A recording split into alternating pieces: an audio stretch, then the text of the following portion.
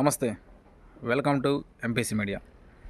మన రెండు తెలుగు రాష్ట్రాల్లో వైఎస్ రాజశేఖర్ రెడ్డి అంటే ఒక బ్రాండ్.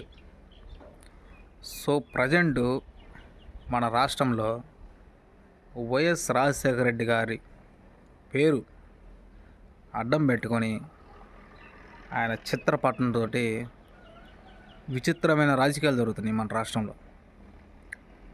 ఎట్లా అంటే కేవలం ఆయన వారసులం మేము, ఆయనే మమ్మల్ని స్వయంగా పంపించాడు జనం మధ్యలోకి, మీరు జనం మధ్యలోకి వెళ్ళి పేద ప్రజలకి సేవ చేయండి అని చెప్పి స్వయంగా రాజశేఖర రెడ్డి గారే పంపించినట్టుగా వీళ్ళు జనం మధ్యలోకి వచ్చి ఆయన పేరుని వాడుకుంటున్నారా?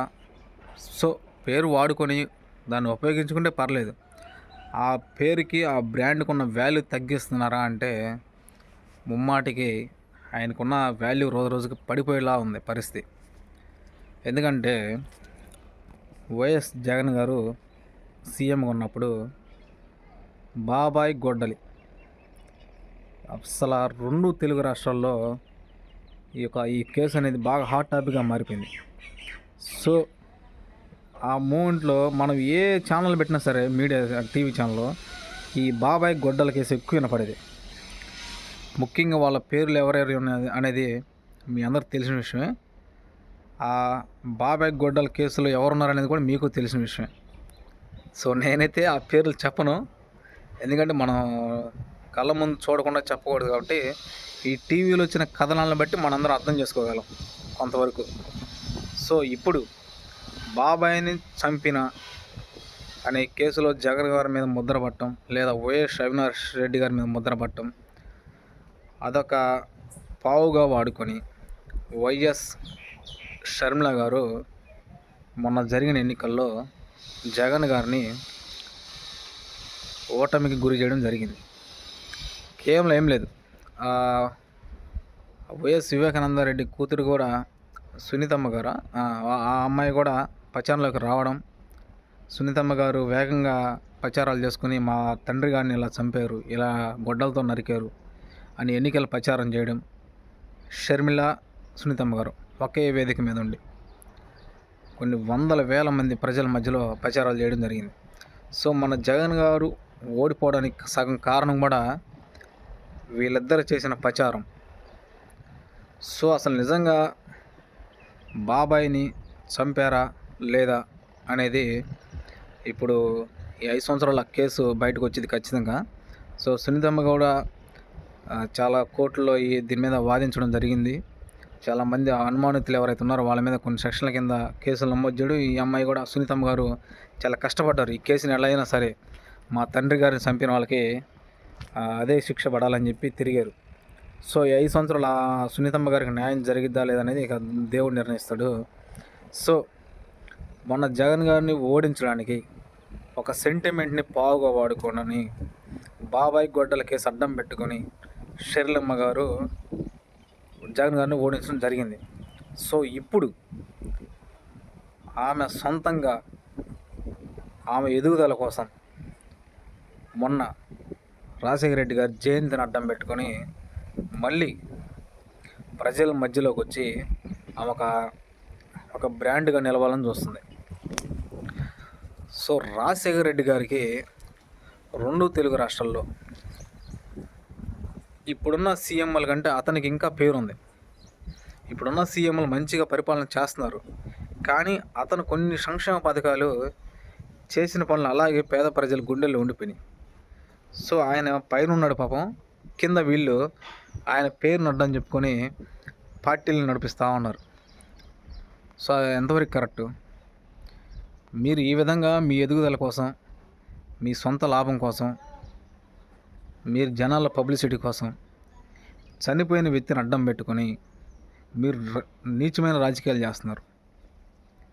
వన్ ఆఫ్ ద వరస్ట్ రాజకీయాలు అంటే పైనున్న రాజశేఖర రెడ్డి గారిని ఆయన పేరుని చెప్పుకొని ఆయన చిత్రపటానికి పూలమాలలు వేస్తూ రాజకీయాలు చేస్తున్నారు.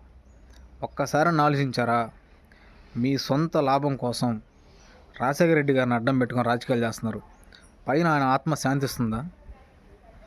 పైన ఆయన వేసిన అడుగు జాడలు ఏంటి, ఆయన అనుకున్నది ఏంది, పేద ప్రజలకి న్యాయం చేయాలనే ఒక రచ్చబండ కార్యక్రమంలో సాంకేతిక లోపం వల్ల హెలికాప్టర్ కుప్పకూలిపోవడం, ఆయన చనిపోవడం జరిగింది. ఆయన చనిపోయినప్పటి నుంచి మీకు ఒక సెంటిమెంట్ లాగా రాజశేఖర రెడ్డి గారిని అడ్డం పెట్టుకుని ఒక పావులాగా వాడుకుని మీ సొంత రాజకీయాలు చేస్తున్నారు. ఆ రోజు షర్మిలమ్మ అన్నగారిని ఓడించడం, బాబాయ్ గొడ్డల కేసుని అడ్డం పెట్టుకుని ఇప్పుడు ఏ కేసుని అడ్డం పెట్టుకొని మళ్ళీ నెక్స్ట్ గవర్నమెంట్ని ఓడించిద్దో చూడాలి. సో నేను ఒకటే చెప్తున్నా, మీరు ఒక ఫ్యామిలీ మెంబర్స్, మీరు ఒక కుటుంబ సభ్యులు, మీరు తీసుకున్న నిర్ణయాల వల్ల మన రాష్ట్రంలో ఉన్న పేద ప్రజలు అమాయకులు బలైపోతున్నారు. మిమ్మల్ని నమ్ముకొని మీ వెనకాల నడుస్తూ మీ అడుగు జాడల్లో వస్తా మీరేదో సాధిస్తారు, మీరేదో చేస్తారు, మీరేదో ప్రజల గుండెల్లో ఉండిపోతారని చెప్పి వాళ్ళు మిమ్మల్ని నమ్ముకొని రావడం, వాళ్ళకేం తెలియదు పాపం, అమాయకులు కదా, రాజశేఖర రెడ్డి బిడ్డ కదా, రాజశేఖర రెడ్డి కొడుకు కదా, ప్రజలకు మంచి చేస్తాడు, మేలు చేస్తాడు, వాళ్ళు ఏమో వస్తున్నారు. కానీ మీరు ఈ పేద ప్రజలను అడ్డం పెట్టుకొని కొన్ని నీచమైన రాజకీయాలు చేస్తున్నారు. రాజకీయాలు చేయాలి, దానికంటే ఒక లిమిట్ అన్నది ఉంటుంది. కానీ మీరు ఒక పావులాగా ఆయన పేరు వాడుకుంటూ, ఆయన పటానికి పూలమాలలు వేసుకుంటూ, ఇతర రాష్ట్రంలో మన రాష్ట్రాన్ని తీసుకొచ్చి మన రాష్ట్రంలో ఉన్న ప్రజలకు అసలు వాల్యూ లేకుండా, మన రాష్ట్రంలో ఉన్న ఓటర్లని కానీ కార్యకర్తలని అభిమానుల్ని వాళ్ళ పక్క రాష్ట్రం వాళ్ళ దృష్టిలో ఎదవలు చేస్తున్నారు. ఓవరాల్గా మన జరిగిన జయంతి కానీ ఇవన్నీ చూసుకుంటుంటే ఆయన బర్త్డే రోజు ఆంధ్ర రాష్ట్ర ప్రజలు ఒక అమాయకులు, ఒక తిక్కలోళ్ళు, ఏం చెప్పినా సరే గుడ్డిగా నమ్ముతారు, వాళ్ళకేం తెలియదు అన్నట్టుగా మీరు చేసిన కార్యక్రమాలు మనం కానీ చూస్తే.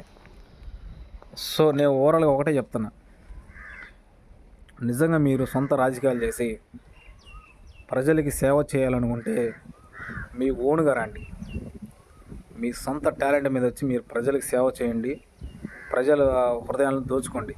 అంతేగాని మీరు వెనక ఎక్కడో పైన ఉన్న వాళ్ళని ఆత్మ శాంతించాలని చెప్పి, లేదా వాళ్ళ ఆశయాలు సాధించాలని చెప్పి మీరు ఫేక్ మాటలు చెప్పి పేద ప్రజల్ని అనవసరంగా వాళ్ళ నాశనం చేస్తున్నారు.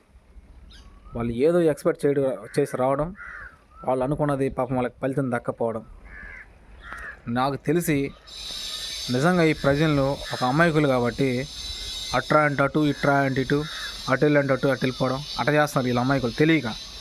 రాజశేఖర రెడ్డి కుటుంబం వచ్చిన వారసులు కదా, ప్రజలకు న్యాయం చేస్తారనుకున్నారు.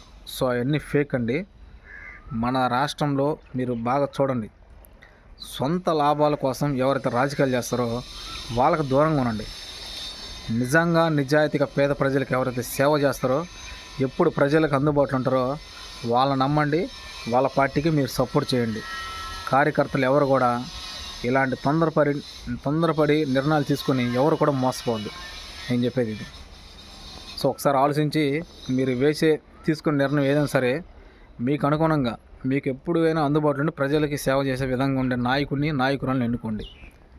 ఇలాంటి రాజకీయాలు, ఇలాంటి నాయకురాలుగా మనకు కాదు కావాల్సింది, టెంపరీగా ఉండే వాళ్ళకి కావాలి. గంటకు ఒక పార్టీ మారి గంటకు ఒక మెల్ల కండ వేసుకున్న వాళ్ళకి కావాలి. సో దీన్ని దృష్టిలో పెట్టుకొని కార్యకర్తలు ఎవరైనా సరే నిజంగా నిజాయితీగా రాజకీయాలు చేసే వాళ్ళకే మీరు పోయి మద్దతు ఇవ్వండి, సపోర్ట్ చేయండి. వాళ్ళు ఏ కార్యక్రమాలు చేసినా వాటికి అటెండ్ అవ్వండి. ఇది మన ఛానల్ నుంచి వాళ్ళకి విన్నపం. Thank you.